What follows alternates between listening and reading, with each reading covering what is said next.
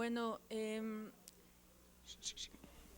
estado siguiendo atentamente todas las ponencias que me han antecedido y un poco la intención con la que fue estructurado este trabajo no es mostrar un trabajo de investigación acabado, sino es mostrar todos los problemas a los que nos hemos enfrentado y un poco a los que me he enfrentado también con mis alumnos de posgrado cuando abordamos el tema de la sustentabilidad desde la perspectiva de la investigación para el diseño. Entonces, un poco es una recopilación de problemas y es una serie de cuestiones a las que nos hemos enfrentado y en donde han brincado en muchas ocasiones todos estos elementos de los que hemos estado hablando: transdisciplina, multidisciplina, interdisciplina, cómo retomamos un concepto, una definición que surge en otro lado y la trasladamos al diseño, la cuestión de los métodos, del positivismo, del no positivismo en la ciencia. Todas estas cosas nos las hemos ido encontrando a lo largo de la investigación. Una característica que tiene la sustentabilidad es que la sustentabilidad como tal no es una ciencia, a diferencia de lo que ocurre cuando traemos conceptos de la sociología, de la antropología, de otras disciplinas o de otras ciencias. La sustentabilidad no es como tal una ciencia. La sustentabilidad pues es una definición, es un concepto, es un tema que ha venido siendo abordada por diferentes ciencias y diferentes disciplinas, cada uno desde su propia perspectiva. Y entonces a mí me gusta pensar en la sustentabilidad como uno de los mejores ejemplos de lo que la ciencia tradicional, si se me permite usar ese término, no ha podido resolver desde finales del siglo XX y principios del siglo XXI.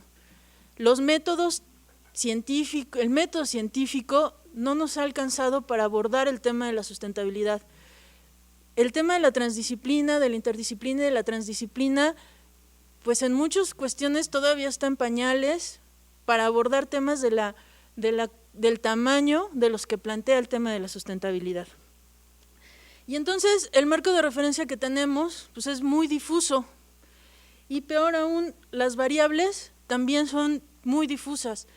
¿Cuáles son los temas de la sustentabilidad? Pues uno diría el cambio climático, ¿no? Obvio, que los pandas se están extinguiendo, que la desertificación de suelo, la contaminación, la pobreza, pero empiezan a surgir muchas otras cuestiones como la violencia. ¿La violencia es un tema de la sustentabilidad? Pues hay teóricos que afirman que sí y otros teóricos que muy respetables que afirman que no. Entonces, desde ahí hemos empezado a encontrarnos con muchas cuestiones respecto al tema de la sustentabilidad. Normalmente, en lo que hay un mayor consenso, es que el deterioro ambiental en realidad tiene una estrecha relación con los sistemas de producción y consumo actuales. No podemos pensar que el deterioro ambiental e incluso el deterioro social surgió espontáneamente de la nada, porque no, ya encontramos que existe un vínculo. Y entonces por ahí los primeros teóricos empezaron a decir, bueno, entonces el diseño juega un papel central, porque es una actividad humana orientada a la transformación de su medio ambiente para adaptarlo a sus propias necesidades, ¿no? Y uno pudiera pensar que eso es cierto, pero la verdad es que a la luz de la investigación lo que hemos ido encontrando es que tampoco es que el diseño sea responsable de todo el sistema de producción y consumo del siglo XX, ¿no?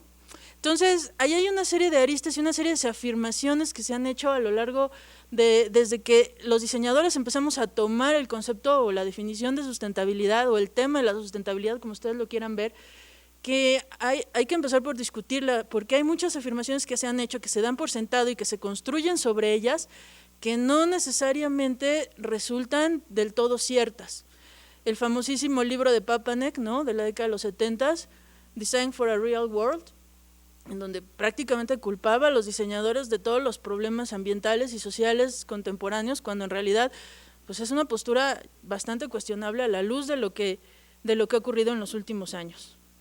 Desde otras disciplinas también dice, bueno, cuando menos en los últimos 40 años, ¿no?, pareciera ser que el capitalismo, ¿no?, o este sistema económico está ligado a la degradación ambiental, a la degradación de los ecosistemas, y bueno, también a la degradación económica y social, y todo esto está ligado. Ramos Sánchez, que es economista, nos dice, bueno, vivir en la pobreza y en la degradación ambiental son dos esencias que sintetizan la decadencia, la indolencia de los fines de riqueza, exhiben la conciencia del neoliberalismo y del Estado, ¿no? Se ha empezado a hacer por ahí este vínculo también entre la degradación ambiental y el sistema económico. Sin embargo, Ronis y Courtell tienen un paper en donde dicen, pues sí, pero la verdad es que tenemos documentado que desde la antigua Grecia había degradación ambiental. Se tiene documentado que se tuvieron que abandonar territorios completos porque había devastación ambiental, o sea, ya no era posible vivir ahí por el nivel de contaminación que se alcanzaba, cuando pues, el capitalismo y todas estas cosas todavía no se habían definido como tal. Entonces, esa es otra cosa que tendríamos que discutir, ¿no? Bajo otros modelos económicos, entonces, no se contamina. No estoy defendiendo de ninguna manera la postura neoliberal, porque en mucho ha contribuido a lo que nos está pasando actualmente, definitivamente, pero creo que las preguntas, que es un poco lo que se ha estado discutiendo, tendrían que ir más allá de estos supuestos. Entonces, uno de los esfuerzos más difundidos y que donde surge el concepto de sustentabilidad es el informe Brundtland, ¿no? Y entonces el informe Brundtland dice que se necesitaban cambios en los modelos productivos y de consumo para alcanzar los ideales de desarrollo y bienestar para la población mundial. Detrás de todo esto, detrás de este trasfondo hay una discusión sobre qué entendemos por desarrollo, qué entendemos por bienestar, todo esto, ¿no? Que ahorita no voy a abundar en eso. Hay por ahí documentada la respuesta que le dio el Banco Mundial al informe Brundtland, y lo que le dice el Banco Mundial es, si nosotros hacemos todos los cambios que tú estás proponiendo, mañana ya no existe la sociedad occidental como la conocemos. Entonces, el tema de la sustentabilidad, ¿no?, se ha vuelto un tema muy complejo porque el desarrollo sustentable ha terminado por enmarcarse en los esquemas económicos imperantes y responder al paradigma científico actual. ¿A qué me refiero? Hay varios teóricos que afirman que el tema de la sustentabilidad es una cuestión ideológica, y un poco en seminarios aquí mismo en el departamento se ha discutido eso, y me parece que a la luz, si vemos históricamente cómo ha sido el desarrollo, pues vemos que el desarrollo sustentable no es la única propuesta que se ha dado al deterioro medioambiental, no es la única respuesta que se ha dado a esta serie de preguntas que surgieron a mediados del siglo XX, por decirlo de manera general. Ha habido muchas propuestas. ¿Por qué ha sido el desarrollo sustentable la que pareciera marcarse como la única vía deseable y posible, cuando en realidad el informe Brundtland se publica en la década de los 80s y estas imágenes que les estoy poniendo como fondo de diapositiva son de hace meses, ¿no?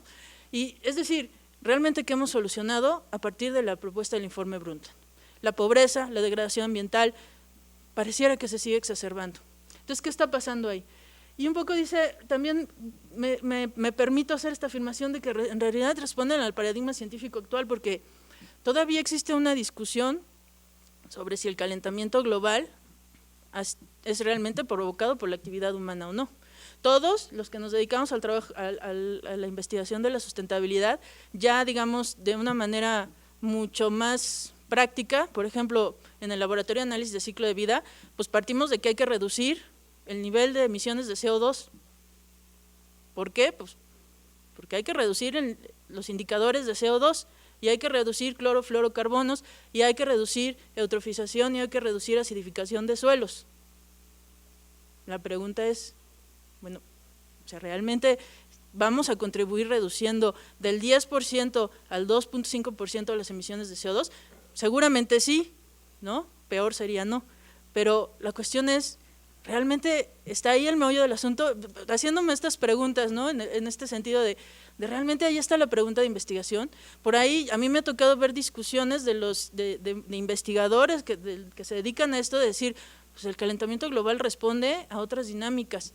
Sí corresponde actualmente con el incremento de la actividad económica, pero si lo vemos más a largo plazo, y otra vez lo que decía Blanca, cómo estamos acomodando las variables y en qué orden las estamos viendo, si lo vemos en un periodo más largo, si lo vemos en un periodo más corto, surgen ahí muchas otras preguntas.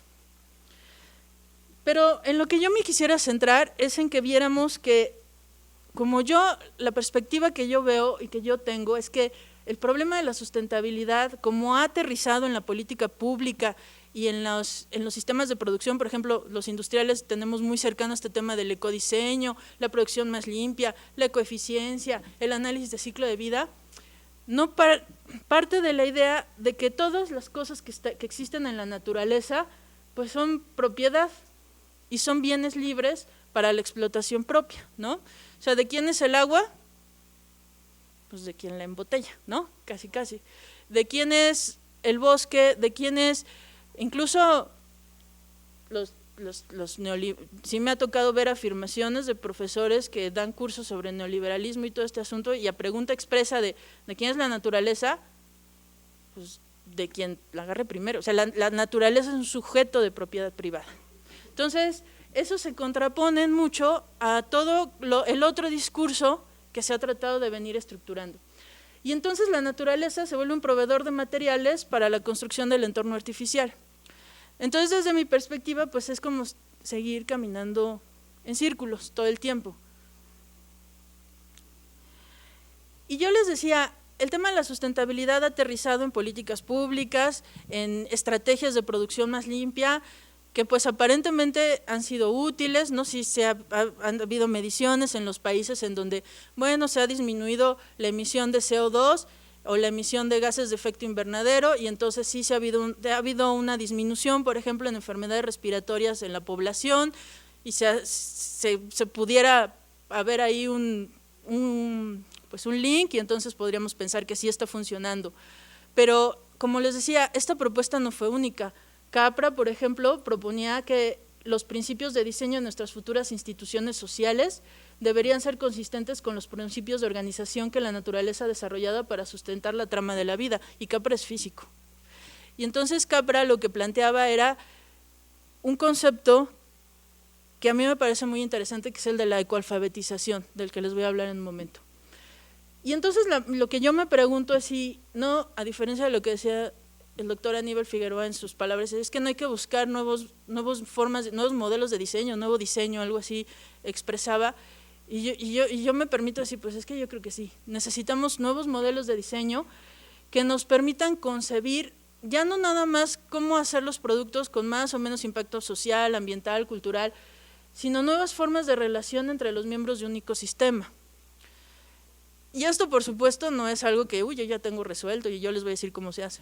No, es una pregunta que me he venido planteando casi desde que inicié en este tema, y que además es también una inquietud constante entre los alumnos de posgrado. ¿Por qué? Porque en el diseño han surgido muchas propuestas, ¿no? Que el diseño sustentable, y que la silla de bambú, y que el no sé qué, y ha habido muchas cosas, pero en realidad lo que hemos visto es que no cuenta aún con las suficientes herramientas ni conceptuales, ni metodológicas, es más, ni técnicas, para hacer frente a los problemas ambientales y sociales generados por los modelos de producción y consumo actuales, ¿no? Entonces, yo lo que veo es que en el diseño, y creo que además es un problema que es muy de fondo, pero que en otras disciplinas no se discute tanto. Los químicos tienen a lo mejor muy claro, bueno, yo estudié en un centro interdisciplinario, entonces tenía compañeros químicos, y de repente era, yo tengo que hacer que esta cosa no emita tal sustancia al río, y punto, ¿no? Pero creo que en la disciplina de diseño la relación con el resto, con los problemas sociales, económicos, culturales, es mucho más visible, es mucho más patente cuando nos enfrentamos a la problemática. Acabo de ver la noticia en el periódico, me parece que en Tabasco, no quisiera mentir en qué localidad de la República, pero creo que es en Tabasco, se levantó la veda sobre el caimán para su casa, porque la comunidad pues tiene problemas, ¿no? de pobreza, y entonces para que puedan aprovechar la explotación del caimán y mejorar su situación económica, se levanta la veda. Yo digo, pues ese es un problema típico al que nos enfrentamos con estas cosas. Pareciera ser que la elección es una cosa u otra, ¿no? Todo el tiempo. Y entonces yo creo que más allá de un punto conciliador, hay que replantear cuál es el papel de la naturaleza dentro del proceso de diseño. Y bueno, esto no se va a lograr más que a través del trabajo multidisciplinario, porque un poco cuando Isaac, Rubén y yo discutíamos estos temas, decíamos, pues tendríamos que empezar por entender a qué nos referimos con naturaleza, ¿no? A esta naturaleza que se que se contempla, ¿no? Como a finales del siglo XIX, o a la naturaleza, ¿qué? ¿Cuál es el concepto? ¿Cómo definimos la naturaleza? Y entonces, el diseño para la sustentabilidad, ¿no?, ha pasado por un proceso de evolución, ha recorrido, no podemos negar, que sí se ha hecho un esfuerzo, y ha recorrido un largo camino desde la atención nada más de variables ambientales hasta la inclusión de indicadores sociales y económicos que cuestionan incluso los esquemas de producción y consumo actuales, ¿no? Está la innovación social, la economía distribuida, lo del tercer sector, que también hacía mención la doctora Olivia, cómo incorporamos todo eso al diseño. Pero mi pregunta es si eso realmente es suficiente. Y yo lo que planteo, y un poco es la pregunta que dejo, es que creo que habría que reconocer que la evolución de la investigación del diseño debería orientarse a plantearse nuevas relaciones entre el ser humano y la naturaleza dentro de un modelo de convivencia que ya ha sido planteado teóricamente por Capra, ¿no? Y entonces, en ese contexto, ya no es posible dividir la problemática medioambiental de lo social y lo cultural. Y lo interesante de este planteamiento de Capra, ¿no?, es que la ecología no es una entidad aislada que parece que nada más nos acordamos de ella cuando hay que resolver o hacer remediación de suelos o remediación de agua. Lo que plantea es el tema de la ecoalfabetización. Capra dice, ¿cómo puedes tomar decisiones sobre una entidad que es la naturaleza que ni siquiera conoces profundamente? Y hemos tenido ejemplos de eso todo el tiempo, ¿no? Cuando decimos, no, pues es que los manglares no sirven de nada, vamos a destruirlos y a poner ahí un desarrollo residencial. Y entonces viene el huracán y se lleva el desarrollo residencial a la playa. Pues claro, porque no, ya después descubrieron que los manglares eran un amortiguador natural para los huracanes. Pero pues ya me los eché. Y como eso, a lo que hace referencia Capra, es que hay muchos mecanismos naturales que desconocemos y que tomamos decisiones basados en supuestos o obviamente en otros intereses, de tipo económico, social, etc. Y entonces dice, la integración de la ecoalfabetización en todas las disciplinas y en todos los campos de conocimiento humanos nos permitiría alcanzar comunidades sustentables en el sentido en que lo son los ecosistemas. El diseño podría estar basado en la convivencia antes que el aprovechamiento y buscar garantizar el desarrollo de todas las especies con las que cohabitamos. Podría tomar a las ciencias naturales como eje del desarrollo del conocimiento, pues su conocimiento verdadero depende del éxito de su conocimiento verdadero depende el éxito de la convivencia. Y entonces yo cierro, ¿no?, con una pregunta que para mí tendría que ser como el reto del diseño para la sustentabilidad. Podría ser a través del ecodiseño, de la ecoalfabetización, de incluir el proceso de ecoalfabetización en el proceso, ¿podría ser la naturaleza el eje de la toma de decisiones dentro del proyecto de diseño? ¿No? Yo sé que no es fácil, no es sencillo, insisto, es una pregunta, es como tratando de pensar hacia dónde debería ir el tema de la investigación, porque pues definitivamente el proceso de diseño está hecho para que el eje de toma de decisiones sea el usuario, o sea, sean muchas otras variables antes que la naturaleza, porque es más, si es un tema incluso de dónde estamos parados teórica y éticamente, ¿no? O sea, si a mí no me interesan y ese es otro problema, ¿no?, que tiene que ver con la enseñanza del diseño sustentable, y esa es otra de las cosas a las que nos enfrentamos, ¿no? Si a mí no me importa el otro, ni humano, ni de otra especie, ¿cómo voy a poder lograr esto? Y entonces nos vamos a esperar a que a todos nos importe el otro, y hay una serie de cosas, ¿no? Entonces por eso les decía que en realidad este tema de la sustentabilidad es un tema que va mucho más allá de hablar del informe Brundtland, de hablar de emisiones de CO2, es un tema de hablar de qué es realmente importante para nosotros, ¿no? Por ahí de estas cosas triviales que circulan en Facebook dicen, bueno, pues qué lástima que los árboles solo den oxígeno, ¿no? Porque si dieran Wi-Fi, todo el mundo los cuidaría y les importaría. Digo, pues sí es algo trivial, pero es cierto. Entonces, no me queda más que dejar como abierta la pregunta para la reflexión, y no porque pretenda que todo el mundo se dedique a la sustentabilidad, sino es un poco, si quieren, un grito de auxilio para los que son muy expertos en estos temas de metodología, de cómo repensar las cosas, ¿no? porque creo que aquí hace mucha falta cómo vamos a repensar precisamente el tema. Yo creo que ya hay que superar incluso el concepto de sustentabilidad, cómo vamos a repensar nuestra relación con la naturaleza. Gracias.